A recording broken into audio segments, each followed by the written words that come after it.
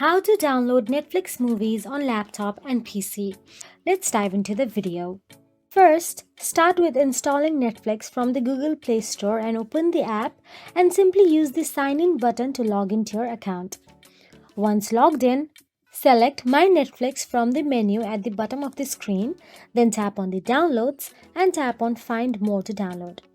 Browse the listings and tap the movie or TV show you would like to download. Then simply click on the download to download a movie to your laptop. Once the download is completed, click the My Netflix icon again and select Downloads, and you should see your downloaded movie or TV show listed, and click it to begin play again. Anything you download from the Netflix app is available offline. To watch those items when you don't have an internet connection, all you have to do is open the My Downloads tab and ensure you are able to access Netflix videos offline. So that is it. If you found this video helpful, please like, share and subscribe, and thank you so much for watching.